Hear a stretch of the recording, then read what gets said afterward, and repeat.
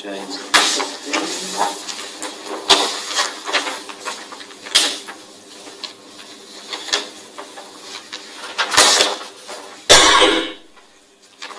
Kia ora, Jane.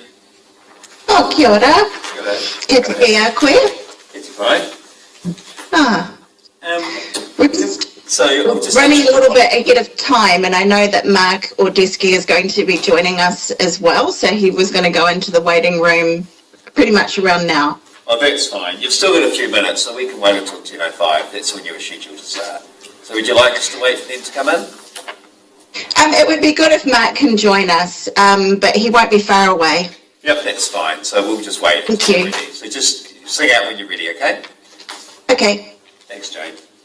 Thank you.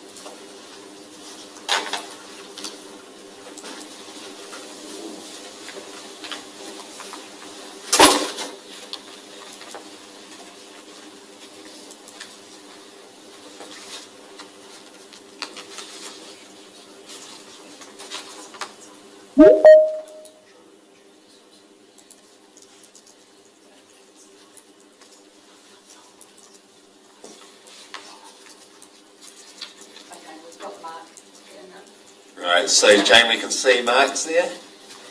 Wonderful. Yes. Hello. Jane. I'll just introduce you and I'll let you know how the process works, okay?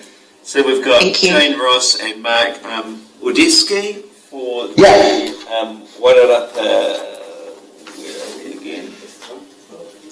for the Wairarapa Film Festival and Wairarapa 50-hour Film Festival Film Project. So for both of you, you've got 10 minutes to speak. So that's 7 minutes to present and then 3 minutes for questions from councillors. And a bell will ring after 7 minutes just to give you a heads up your time's coming up. And just a reminder that the meeting's being live streamed on the Masterton District Council YouTube channel. So it's all yours. Jane and Mark, go for it. Thank you. Well, it's really exciting to be able to talk and present on the Wairarapa Film Festival. It's its fifth birthday this year, and we've had a lot of milestones to celebrate. And I wanted just to recap on some of those things since the film festival was launched. And Mark has come on board this year. He was our head judge as part of a new local filmmaking competition, and going forward we're really excited about our plans to give back to film education in the local community as well, but more on that. So the Wairarapa Film Festival launched in 2021 as a way to celebrate local film and filmmakers and stories, and it has always been about celebrating our veteran filmmakers and nurturing our emerging filmmakers as well. And ever since the very first year, we have included in our programming films that were made by our local rangatahi, as well as films that have been through festivals around the world and acclaimed and celebrated by some of our most acclaimed local filmmakers. But we've also worked through really strong partnerships with some of our national institutions, such as Ngā our Audiovisual Archive of New Zealand, who have worked really hard with film preservations for the festival as well. And we have really strong connections with New Zealand On Screen, the New Zealand Film Commission, Script to Screen. They've all supported the film festival in some way. So in the milestones that we've achieved, we've introduced something every single year to the program to keep it innovative and to keep it vibrant for our local community. That's included bringing down Chris Widdop, who's the Executive Director of Charitable Trust Day One, Hapai Te Hayata. He's gone into our local secondary schools, intermediate and primary schools as well, and facilitated full-day filmmaking workshops with our local rangatahi. In the absence of being every school having media studies teachers, there's 9 secondary schools here, but only 2 of them have dedicated media studies teachers. So being an ex-teacher myself, I've really felt passionately about wanting to fill that gap and actually have industry people come and work and nurture and teach filmmaking skills to our local rangatahi. I've also introduced mystery movies, which have taken place at Masterton District Library and at Aratoi. There's been always connections with community groups that has included facilitating filmmaking fundraising events. This year, for example, we had Arrow FM that presented a film fundraising event around New Zealand Indigenous music that included Poyer, which was edited by Masterton-born acclaimed editor Addie Collins, and also Nara o Te Whenua. And we also did a film fundraising event with the St. Patrick's Parish Church. It was their first fundraising event for their church rebuild after the fires earlier this year. And we raised over $1,000 for them as a Kickstarter, and they were just beyond happy. So the community engagement for me has always just been so important.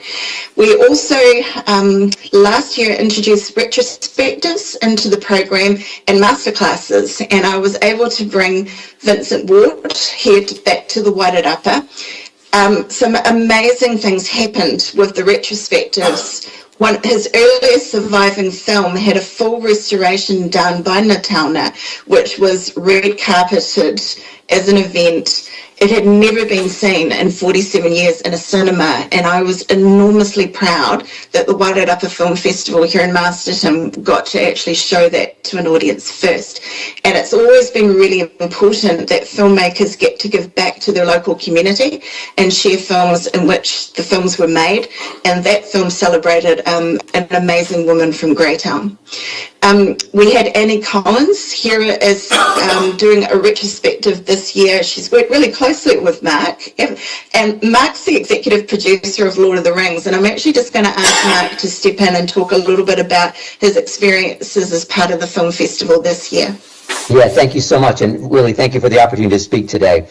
I've been living full-time in Masterton since 2023, so just a while now, and really the festival, what I thought was so exciting is it so exceeded our expectations. I think when we started it, we were hoping we might get a handful of teams. We ended up getting nearly 20 teams of young people involved in the festival, and it's really important because apart from telling one's own stories, communication is one of the most important skills that anyone can have at any age. And having worked in the entertainment business my entire life, I can just see how the benefits that come from teaching kids to collaborate and to communicate things that they're passionate about or things that they're trying to get across is so meaningful. Thank you, Mark. Yeah. So we were enormously proud of the 50-hour filmmaking project. Literally, teams had 50 hours from start to finish to produce a film, and it was the job of our local judges to narrow that down to our top 7 finalists, which we screened at the screening room. And I was just in conversation with the team last night, and we have plans to do community screenings because we've had so many requests from community members to be able to want to see those films. So we're just really thrilled that there is so much encouragement and enthusiasm for what we launched this year. We also launched the Schools and Cinemas program this year that's bringing secondary school students into the cinemas to participate with filmmakers and creative people to ask questions and engage with them about their films That was hugely successful. We screened one of Rob Saki's films, who has long collaborated with Annie Collins, local editor. And so we're going to continue with that next year. But our big milestone announcement for going forward is that Mark is going to be really instrumental in helping we're going to form a charitable trust. We feel that now that we've reached the 5-year mark, that this is what we want to do going forward. We have always had a charitable purpose in the way that we give back to the community and the way that we engage with community groups in our schools. So we're really excited that we're going to go forward with a charitable trust and really elevate the film festival. Amazing things have happened. If I give an example with Vincent Ward, he did a masterclass last year in improv acting, and we had a young, really talented student from Wairarapa College, Cody, who has recently returned from doing a stint at the Globe Theatre in London. While he was there, Vincent lined up for him to be connected with a casting agent who is London and Los Angeles based, and he actually got to audition. This is life-changing. We also had a young filmmaker who was a team of one in our filmmaking competition. She did everything, and she really stood out to a board member from the New Zealand Film Commission, who has since connected her with the talent development team at the Film Commission in Wellington, and they're going to take her on board and get her into an accelerated talent development program. So again, we're just really thrilled with the way that the wider film community is actually embracing our local talent as well. Thanks, Jane and Mark. You're pretty passionate, so it's hard to get in there. And I love your passion. Anyone have any questions for Jane and Mark? Gary, thank you, Gary. Hi, Jane. Gary here. Jane, Gary. having been involved with yourself over this for a few years now, you're obviously moving you're moving more into the educational field, looking at bringing young people into filmmaking. That's been a progressive step for me. So in the first year, we included films from students at Makota College and Wairarapa College as part of film fundraising events, and we just got so much feedback from students that really want a platform to show and share their films, but also to network with people like Mark, who has had so many years of industry experience. And to be able to do that and provide that platform is just hugely gratifying for me and for our community as well. So we did that, and then in the second year I brought down Chris from the Charitable Trust in Auckland, but he comes here every year. He stays for the whole 5 days. He comes to every screening, gives back into all of the Q&As. So there's a wider giving with Chris's involvement with going into the schools, but he's also here, like Mark, an industry person who's just passionate about helping young people to tell their stories. So I guess then we moved into the screenings at the library and at Aratoi and having that dedicated schools program, I've gotten feedback from our local rangatahi that they want somewhere to show films, they want to learn, they want to craft, they want to get better. In that filmmaking competition that you came to, Gary, you would have seen our youngest entrant was just 6 years old, and the film that he made with his siblings made it into the top 7, which was such an achievement, and they just want to get better at their craft. And we have these amazing industry people living right here who really want to give back to that. Thank you, Jane. Thank you, Jane and Mark. Are there any more questions? We still have a couple of minutes. No? Jane and Mark, thank you so much. And Mark, thank you for choosing to come and live in Masterton.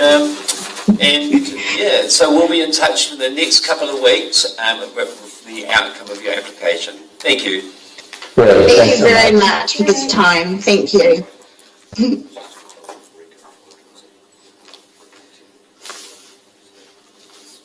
Are they here? Oh, yeah, sweet. Is Thomas ready, is he? Yeah, I'll just be 2 seconds while we get organised.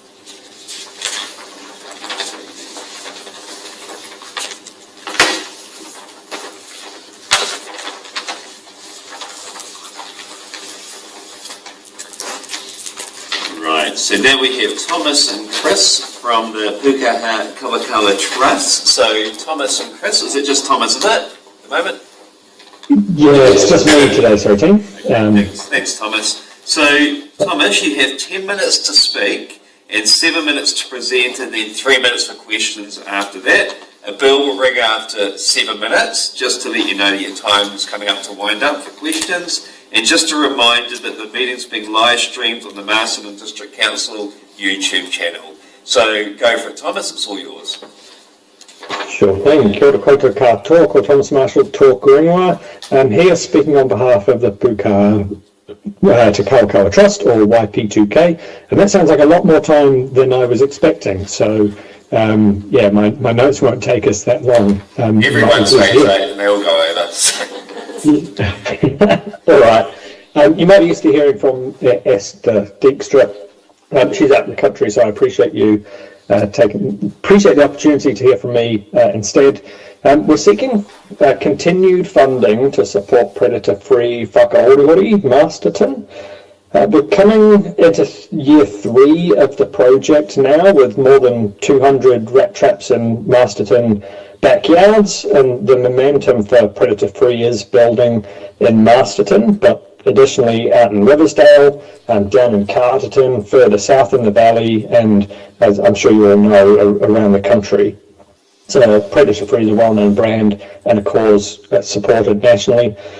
As our submission details, we're contributing positively to each of the community wellbeing pillars: economic, cultural, social, and on top of the immediate or hopefully obvious environmental impact. Our larger aspirations with the continuation of the project and continuation of a paid coordinator, which is what we're really seeking the funding for, is to connect to semi-rural and rural landowners through the catchment communities in due course. That's where we want to be in a few years' time with the continuation of this, and connecting in with the great work that rural landowners do as well. So connecting the town to the land further out wide. The Trust also supports similar groups through the Wairarapa in different ways. Notably, Carterton District Council gave some funding to continue predator-free Carterton. That's to say we're well established as a trust, well governed, and projects are well executed. We're largely working from funding grants like this, but working on opportunities to become more self-sustaining through donation income as well. But you'll believe that's not easy work to build up. At this point in time, obviously, then we're in need of the District Council's help to keep it all up. Which is why I'm here today, and I didn't hear a bell, so my notes didn't take me to time, and I'm open to any questions that you all might have. Thank you, Thomas. Does anyone have any questions? What about? Kia ora, Thomas. I'm Margaret. I know that Pukaha Te Kawakawa does programs outside of the predator-free Masterton. So is the funding going to be just catered to that, to nothing of the program? Yes, it's specific allocation to the predator-free program. Yeah. So it won't be allocated into any other projects that we've got going. Yeah, which is why I mentioned there's separate funding for predator-free Carterton. We're close to closing out work through MPI on integrated farm planning. That's completely separate again. There's a few different projects, and this money won't go towards any of those or anything different. Stella. Hi there, it's Stella Lennox. Just a question around how do you market what you do, and how do you get out to the public to engage and get more people on board?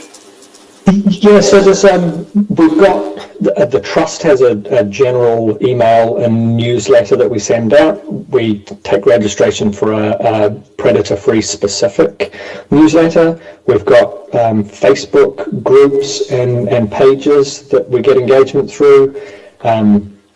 there's occasional stories that we get in the paper. I think there was one very recently where Esther and a volunteer coordinator that we've got were featured in the paper.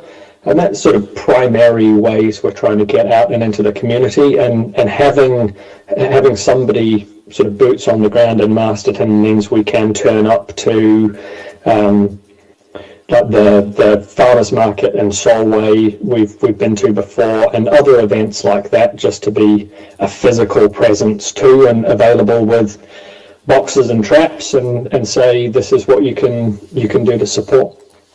Awesome. Thank you, Thomas. Any more questions? Gary? Just a quick one.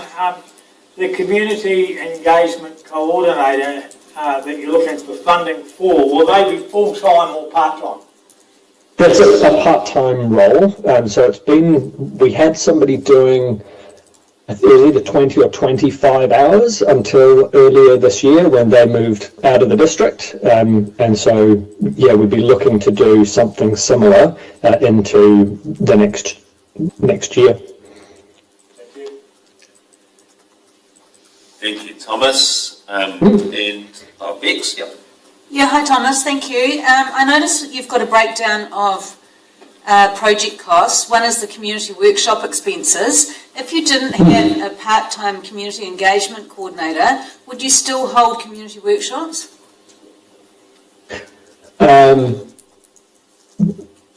Likely not, or certainly they'd be less frequent when we have like trap building workshops, for example, and things like that. They would be a lot harder to put on. It relies on volunteer time as opposed to a dedicated person time. Yep, thank you. Thank you. Any more questions? Right, thank you, Thomas. So we'll let you know the outcome of your application within the next couple of weeks. So thank you for your time and thank you for your presentation. Appreciate it. Thank you, Tim. Kaki, Ted. Right, so we'll now adjourn until 10:40, when we'll come back with the SPC.